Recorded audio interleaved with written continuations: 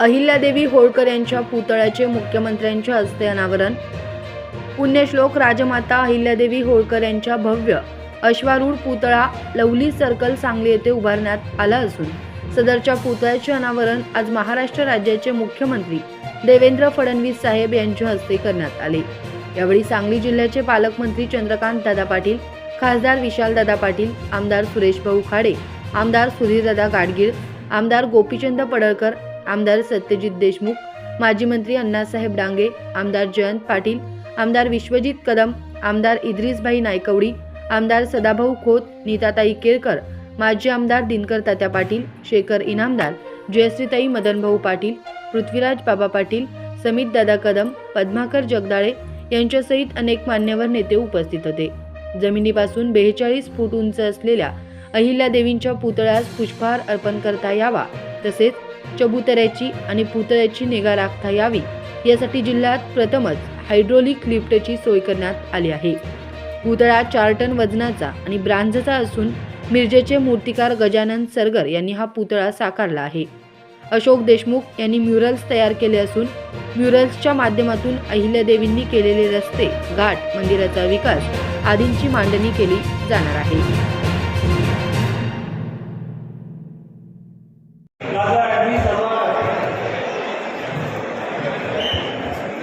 Monitor चालू करा। Monitor स्टेजवर आता त्या खतांनी सरदार आणि सर्व पैसे नागरिकांना फेकून दिल्यानंतर अहिल्यादेवीने आपल्या नवऱ्याला सुद्धा 5 कोटीचा दंड दिले। तर सासूबाई म्हणाले तुझ्याकडे दंड भरायला पैसे नसते, तू माझ्याकडून घे, तर ठीक आहे, तुला समजावून सांगू शकणार नाही। आणि कठोरपणे अहिल्यादेवीने दिलेला निर्णय हा अमर होता। विशेषतः अहिल्यादेवीच्या पतीच्या निधनानंतर आपलं राज्य हे सुरक्षित राहिलं पाहिजे, म्हणून पहिल्यांदा 17 प्रकारचे कारखाने त्या माहेश्वर राज्यामध्ये उघडणाऱ्या अहिल्यादेवी होत्या। त्या माहेश्वर राज्याला किंवा माळवा प्रांताला सुरक्षित ठेवण्याकरता जो दारूगोळा लागायचा, ज्या तोफा लागायच्या, ते शस्त्रास्त्र लागायचे, हे सगळे त्यांच्या स्वतःच्या कारखान्यामध्ये तयार व्हायचे आणि त्याच्या माध्यमातून त्या ठिकाणी एक प्रकारे रोजगाराची निर्मिती व्हायची आणि आपलं राज्य देखील पूर्णपणे सुरक्षित त्या ठेवायच्या।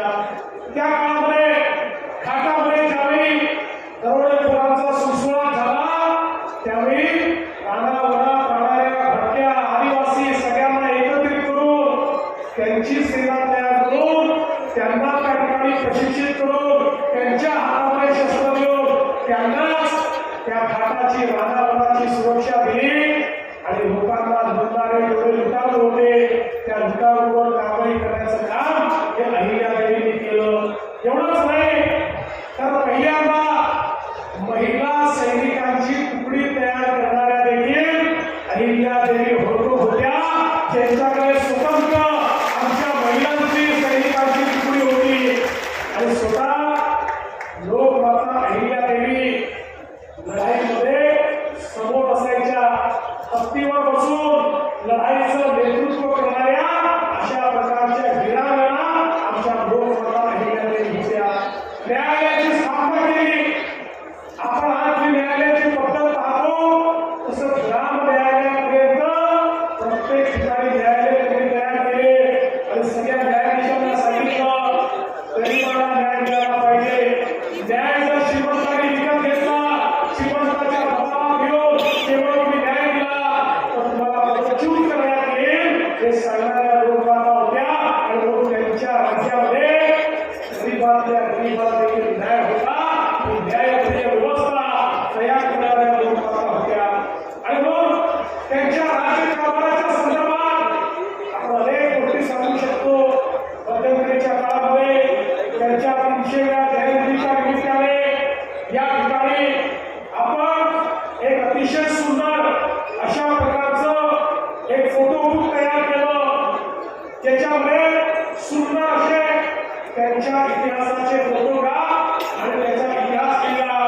आणि मला सांगताना आनंद वाटतो हे जे पुस्तक आहे ते महाराष्ट्र शासनाच्या वतीनं भारतातल्या सगळ्या मुख्यमंत्र्यांना आणि सगळ्या गव्हर्नर दाखवलं आणि त्यांना सांगितलं की राज्यकारभार कसा चालला पाहिजे हे लोकपातळीवर शिकण्याकरता हे पुस्तक मी तुम्हाला देतो आहे.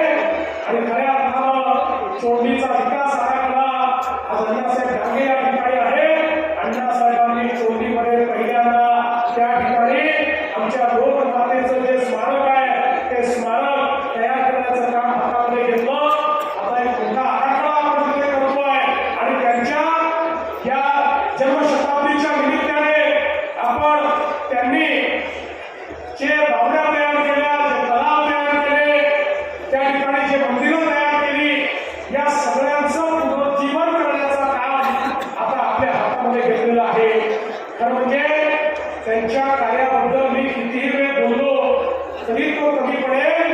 इतकं मोठं कार्य म्हणजे एकीकडे शौर्य होतं, दुसरीकडे धर्मप्रियता होती, तिसरीकडे प्रशासन होतं आणि चौथीकडे समता होती, न्यायाचं राज्य होतं. अशा सगळ्या गोष्टी त्या राज्यामध्ये त्यांनी प्रस्थापित करून दाखवल्या.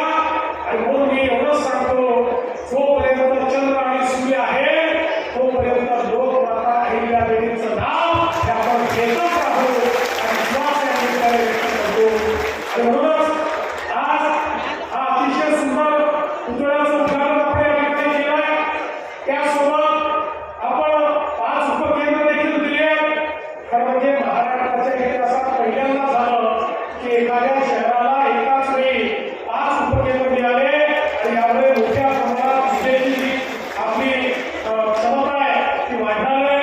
त्यासोबत मला याही गोष्टीचा आनंद आहे त्या जिल्हा प्रशासनाने झोपडपट्टीमध्ये पट्टे वाटप सुरू केलेलं आहे.